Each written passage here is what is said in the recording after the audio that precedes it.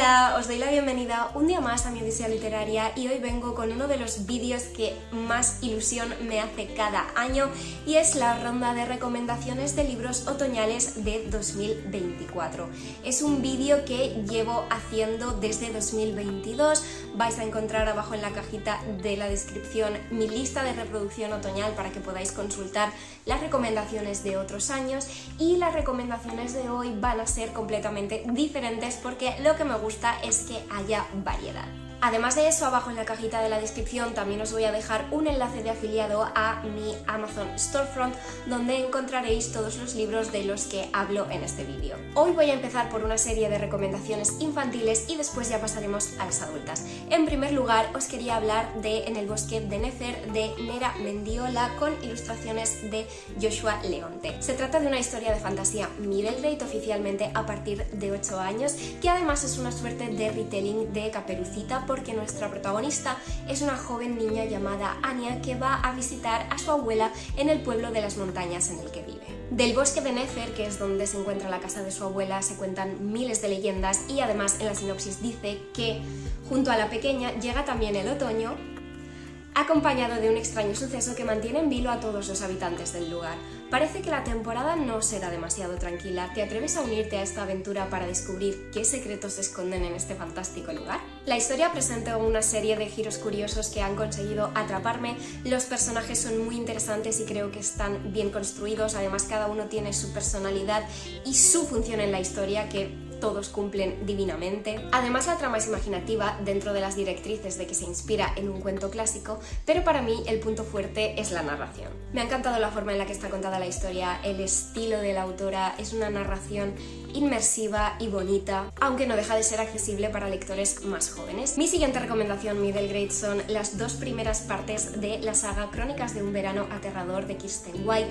El primero se titula Un parque de diversiones siniestro y el segundo Unas vacaciones vampíricas. Es cierto que las historias se ambientan en verano durante unas vacaciones en las que los hermanos Sinister Winterbottom se quedan con su tía y viven diferentes aventuras. Pero pese a que es verano, creo que transmiten unas vibraciones muy otoñales. En el primero, por ejemplo, pasan una semana en un parque acuático que es como si hubieran diseñado los Adams. Las lanchas por las que bajan en los toboganes tienen forma de ataúd.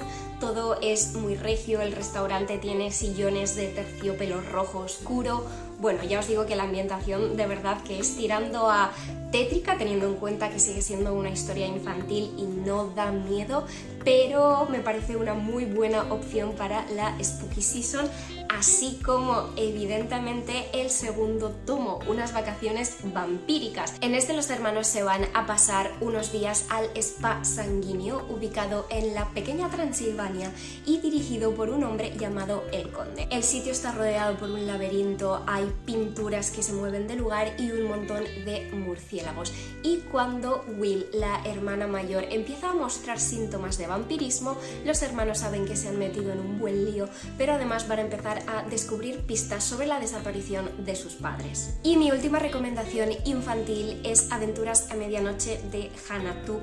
Esta es la historia de Emma, una niña que parece tener el poder de predecir el futuro. Por este motivo, Emma no ha acabado de encajar nunca en ningún sitio y sus padres la mandan una temporada a Praga con su tío. Allí conoce a otra niña llamada Sylvie que parece apreciar realmente lo excepcional que es Emma y ambas empiezan a quedar a medianoche para vivir aventuras y por ahí en medio está metido cierto grupo de personas que se hacen llamar el gremio de la medianoche. El libro tiene varios puntos fuertes y todos están entremezclados de una forma que crean un conjunto estupendo. Por un lado, los personajes, por ejemplo, son personajes interesantísimos, muy bien construidos y con mucho gancho. Además, la ambientación en Praga está clavada, recrea muy bien los escenarios reales, pero también se inventa algunos otros escenarios que me parecieron súper mágicos y además la guinda del pastel es el aura de misterio que impregna cada página de la historia en los paseos nocturnos por Praga, las aventuras. Sé que ya he utilizado esta palabra antes, pero realmente es que transmite la sensación de ser una historia mágica, sin llegar a ser fantasía, quizás sí que diría que tiene un toquecito de realismo mágico, pero te transmite esa sensación de que es una historia mágica y especial. Y ahora pasamos a una historia juvenil que es de mis favoritas de la vida. Se trata de Corazón de tinta de Cornelia Funke, que es el principio de una trilogía. Tenéis la trilogía inicial, original, completa en castellano desde hace siglos, pero recientemente he descubierto que en alemán, que es el idioma original de publicación de estos libros, en alemán ha salido una cuarta parte años después, me parece que se publicó el año pasado, y en español todavía no tenemos noticias de la traducción, lo cual me entristece muchísimo, pero bueno, si es necesario yo me leeré ese cuarto libro en inglés, porque como os digo, esta historia de Cornelia Funke es de mis historias favoritas de la vida. Siempre he querido vivir dentro del libro, porque además es que lo que hacen los protagonistas de Corazón de tinta es efectivamente meterse dentro de los libros, de las historias. El padre de Maggie, Mo, es encuadernador de libros y además es lo que se conoce como un lengua de brujo. Cuando lee en voz alta es capaz de sacar a los personajes de los libros e incluso de introducir a personas del mundo real en esas historias. Es una historia súper entretenida en la que les coges un montón de cariño a los personajes y evidentemente quién no querría vivir, aunque fuera por un rato, dentro de sus historias favoritas. Os voy a leer el primer párrafo para que veáis por qué me transmite esa sensación otoñal. Aquella noche llovía, era una lluvia fina, murmuradora. Incluso años y años después, a Maggie le bastaba cerrar los ojos para oír sus dedos diminutos tamborileando contra el cristal. En algún lugar de la oscuridad ladraba un perro, y Maggie no podía conciliar el sueño, por más vueltas que diera en la cama. Además tiene algunos dibujos que contribuyen mucho también a esa sensación, y la verdad es que estoy hojeando el libro y lo tengo súper amarillito porque tiene un montón de años, pero de verdad es una historia que merece la pena. Mi siguiente recomendación es Un velo escarlata de Shelby Maurin, que forma parte del universo literario de Asesino de Brujas. Asesino de Brujas en principio era la trilogía anterior y esta es una novela spin-off que es la primera parte de una bilogía. El caso es que podéis leer este libro de forma independiente. Es verdad que quizás sería recomendable leer primero la trilogía porque así os enteraréis mejor de ciertos detalles y conoceréis el pasado tanto de nuestra protagonista como de algunos otros personajes secundarios. No obstante, todo lo necesario al respecto del pasado de nuestra protagonista se vuelve a explicar aquí, de modo que no es necesario leer la trilogía. Lo digo porque es verdad que hay gente a quienes no les han gustado esos libros anteriores, pero incluso si ese es vuestro caso, yo recomiendo que a este sí que le deis una oportunidad porque, en mi opinión y para mis gustos, es lo mejor que ha escrito Shelby Maurin hasta el momento. Y os lo digo con total sinceridad porque además es que ha sido uno de los libros que más he disfrutado traduciendo en mi vida.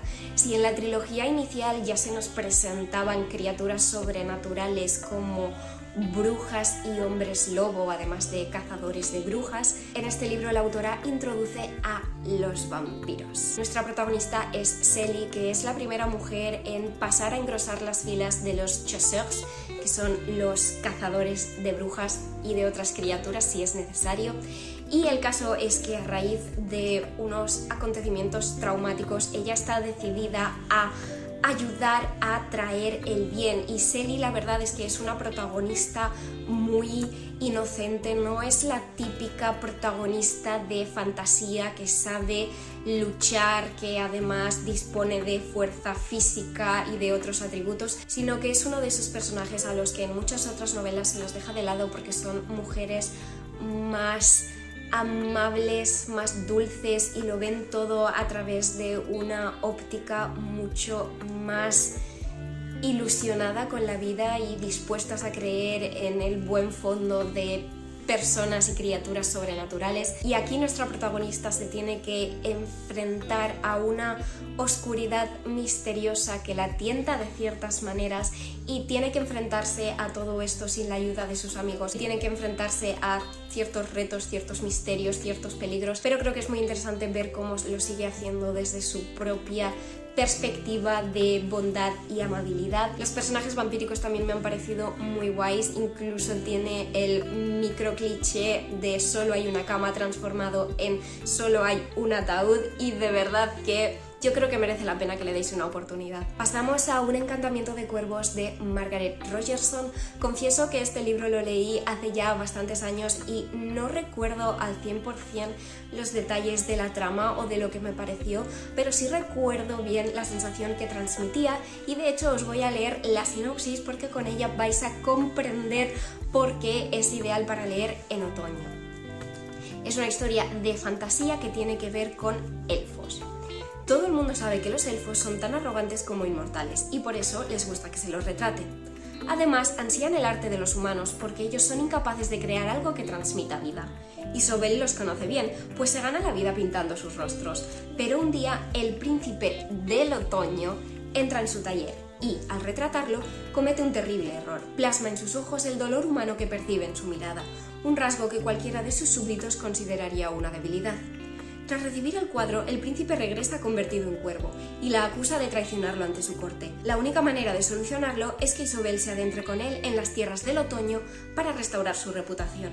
No obstante, deberá tener cuidado. Como afirman los elfos, siempre deseamos lo que tiene el poder de destruirnos. Como veis, tenemos Faes, tenemos al príncipe del otoño, tenemos las tierras del otoño.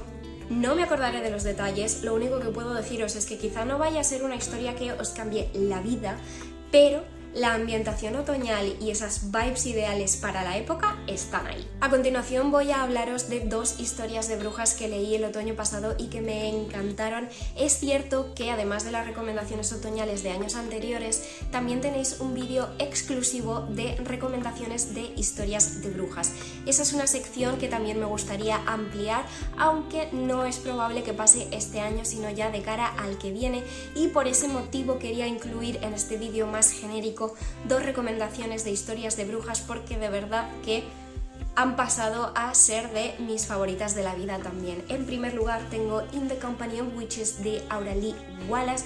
Es un cozy mystery, la primera parte de la serie An Evenfall Witches B&B Mystery, y por desgracia y con todo el dolor de mi corazón debo deciros que aún no está traducido al español, pero ojalá que nos lo traigan y de verdad que sería el sueño de mi vida traducir este libro al español, porque es una historia protagonizada por Brin, que es una bruja de unos 30 y tantos años que tiene la capacidad de hablar con los espíritus de los muertos y vive y regenta un pequeño hotelito de pueblo con sus dos tías, cada una de las cuales tiene una capacidad mágica diferente y especial. El caso es que un día una de las huéspedes de su hotelito aparece muerta y a una de las tías de Brin la acusan del crimen, con lo cual Brin se pondrá a investigar para exculparla. Evidentemente, al ser una historia protagonizada por brujas, es ideal para la Spooky Season, pero ya no solo eso, sino que todo el tema del misterio de asesinato creo que encaja también muy bien en esta época del año, pero no es un cozy mystery como otros que he leído que son súper entretenidos y te hacen pasar un muy buen rato investigando el caso que les ocupa, sino que este en particular también tiene una carga sentimental y emotiva bastante potente que consiguió llegarme al corazón. Y otro libro que consiguió llegarme al corazón el otoño pasado fue The Very Secret Society of Irregular Witches de Sangu Mandana. En español lo tenéis publicado con el título La Sociedad Secreta de Brujas Rebeldes. Es una historia autoconclusiva que nos cuenta la historia de Mika Moon, una joven bruja que no puede decir abiertamente que es bruja, pero que tiene un canal de YouTube fingiendo ser bruja y preparar pociones. El caso es que un día contactan con ella unas personas que tienen a su cuidado a 3 niñas huérfanas que son brujas y que no saben cómo manejar su magia, y le piden a Mika que acuda a enseñarlas e instruirlas. El problema es que se supone que las brujas no deben juntarse, no deben vivir unas con otras, porque cuando eso sucede pasan cosas malas. No obstante, Mika es incapaz de dejar a su suerte a esas 3 niñas huérfanas, de modo que se va a convivir con ellas. Allí conoce a uno de los adultos que cuidan de las niñas, que es un bibliotecario muy gruñón. Y bueno, van a pasar cosas, hay romance, pero también hay una historia de desarrollo personal y de reflexionar mucho acerca de cómo queremos vivir nuestra vida y con quién queremos vivirla. Y no sé, de verdad que me llegó al corazón. No lo vais a ver porque usé unos post-its de un color que no se ve, pero tengo 1000 frases subrayadas y es una historia que sé que voy a revisitar en el futuro, así que si estáis buscando algo brujeril y con sentimiento, esta es una muy buena opción. Y de las brujas volvemos a los vampiros, porque también me gustaría recomendaros Mi compañero de piso es un vampiro de Jenna Levine. En este caso no es una historia con tanto sentimiento como las dos anteriores, sino que es más bien una comedia romántica protagonizada por una chica que encuentra un anuncio para compartir piso que le parece demasiado bueno para ser verdad, y efectivamente tiene cierto truco porque su compañero de piso va a ser un vampiro. Debo advertiros de que no es un vampiro tipo Lestat, ni Drácula, ni siquiera como los Cullen, sino que es un vampiro que parece un peluchito, un bollito de canela. Es súper dulce y súper bueno, y la historia te transmite esas vibraciones también. No es una historia con unas grandes dosis de tensión ni en la que pasen muchísimas cosas, es una historia de cómo ambos personajes se van conociendo y se van adaptando el uno a la otra, y es una historia bonita que pretende dejarte el corazón calentito. Pasamos a los fantasmas, los espíritus, y es que este año he leído una historia que me ha gustado muchísimo más de lo que yo me había imaginado. Se trata de La guardiana de las habitaciones encantadas de Charlie N. Holmberg. Es la primera parte de una serie de fantasía cozy, pero este primero se puede leer a modo de autoconclusivo. La ambientación es histórica, nos encontramos en 1846 y nuestro protagonista, que es escritor y se llama Merritt, acaba de heredar una misteriosa casa a la que se muda de inmediato para ahorrarse el gasto del alquiler en plena ciudad de Nueva York.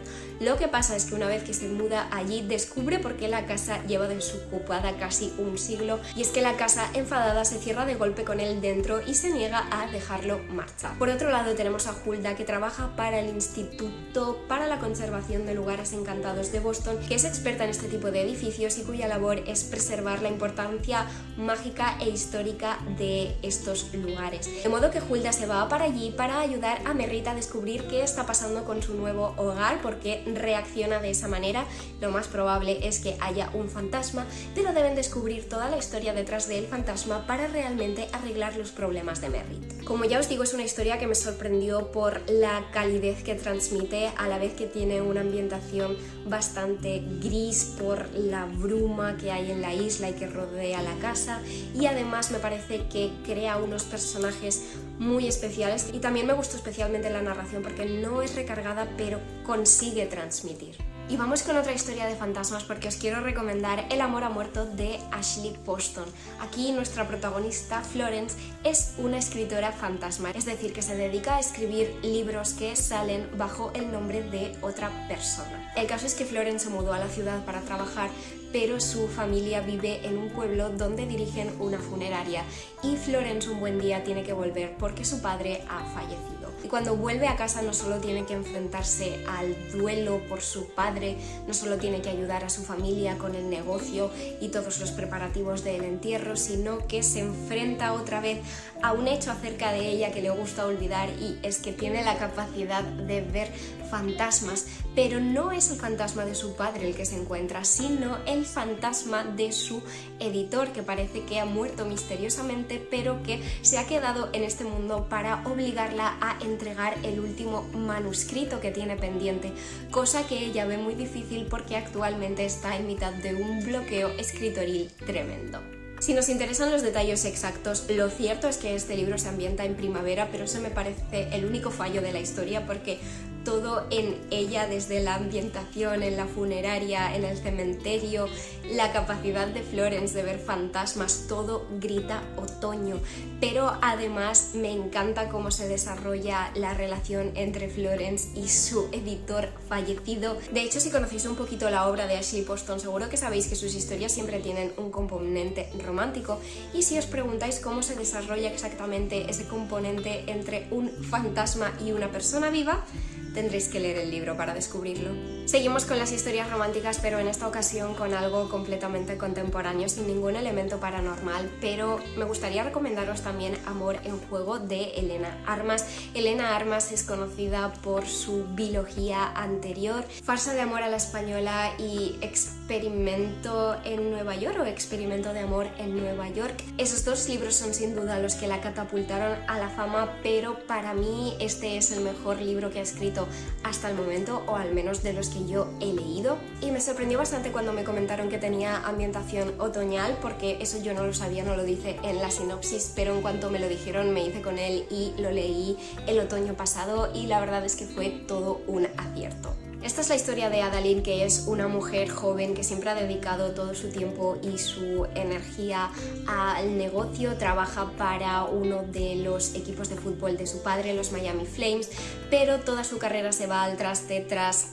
publicarse un vídeo en el que se la ve peleando con la mascota del equipo. Para arreglar este problema de mala reputación y apartarla un tiempo de los focos, su padre la envía a un pueblo en el que patrocina un equipo de fútbol. Adalyn va allí decidida a arreglar las cosas y demostrarle su valía a su padre, pero se encuentra con ciertos imprevistos, como el hecho de que el equipo de fútbol en realidad está formado por niñas pequeñas con tutús de ballet y una cabra como mascota. Y además de eso, en cuanto llega al pueblo se las apaña para atropellar con el coche, nada grave pero ciertamente una situación incómoda, a Cameron Caldani, ex portero y leyenda del fútbol que vive ahora, digamos, en el anonimato, pero podría ser la persona indicada para ayudarla con el equipo de fútbol si no hubieran empezado con tan mal pie. Es una novela con un montón de los elementos que tanto nos gustan a las lectoras de romántica. Tenemos el cliché de pueblecito pequeño, tenemos un grumpy por grumpy, porque los dos la verdad que son personajes muy gruñones, tanto ella como él. Tenemos también un elemento de proximidad forzada, porque resulta que Adalyn ha alquilado la cabaña justo al lado de la de él,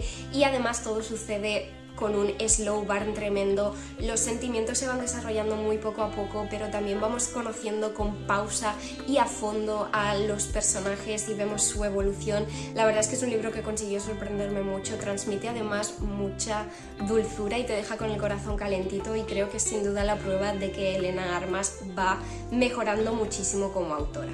Y por último vengo a recomendaros dos misterios de la famosísima reina del crimen Agatha Christie. En primer lugar, Las manzanas, que es un caso de Hercule Poirot. En inglés este libro se titula Halloween Party, así que os imagináis por qué os lo estoy recomendando, aunque sí que debo decir que la parte de Halloween es bastante mínima y es solo al principio del libro.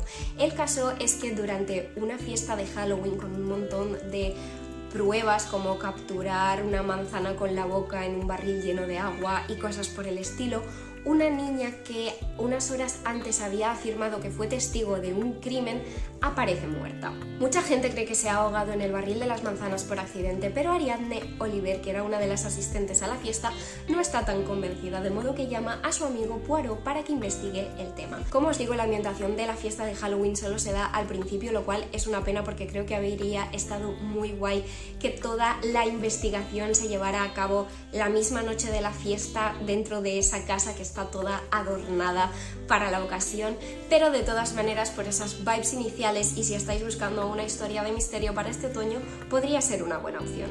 Y otra muy buena opción es la de 10 negritos o Y no quedó ninguno. Depende del año de la edición que tengáis, tendrá un título u otro. Si es de hace un tiempo, pues probablemente se titule 10 negritos, y si es de hace 1 o 2 años, pues ya tendrá el nuevo título, que es Y no quedó ninguno. Pero la historia es la misma y la verdad es que me parece idónea para otoño porque creo que es lo que más se aproxima al thriller de entre las obras de Agatha Christie. Yo no soy muy fan del thriller, me gusta más el cozy mystery porque no me gusta pasar miedo ni pasarlo mal, y por eso os digo que con este libro sí que percibí ese puntito más oscuro y más de máxima tensión que podría parecerse más a una historia de thriller. Es una historia famosísima, así que seguro que sabéis ya de qué va, pero os hago un rápido recordatorio. El caso es que tenemos a 10 desconocidos que son citados en cuando llegan allí una tormenta los deja aislados, y en la cena de bienvenida salta una grabación que afirma conocer los secretos más oscuros de cada uno de los invitados. Y a partir de ese momento van cayendo como moscas, van muriendo uno a uno siguiendo los versos de una antigua canción infantil. Esa ambientación en una isla de la que no pueden escapar, esa tensión de que hay un asesino que está yendo a por ellos, no saben si hay alguien más oculto en la isla o si el asesino está entre ellos, no pueden confiar los unos en los otros, y toda esa tensión, el ambiente gris de la tormenta convierten esta historia en ideal para el otoño. Y hasta aquí las recomendaciones otoñales de 2024. Contadme qué os han parecido, ¿conocíais todos estos libros? No. También acepto, por supuesto, que me dejéis abajo en comentarios cualquier recomendación otoñal que os parece que me podría gustar, porque siempre estoy en busca y captura de nuevos libros ideales para mi estación favorita del año. Y si no se os ocurre qué comentar, pero queréis darme un apoyo extra con esa interacción, siempre podéis dejarme el emoticono de la calabaza en comentarios, o podéis dar like al vídeo, suscribiros al canal si no lo estáis ya, activar la campanita para que YouTube os avise cada vez que suba un nuevo vídeo y compartirlo con alguien a quien creáis que le pueda gustar. Pero eso es todo por mi parte, nos vemos muy pronto con un nuevo vídeo otoñal.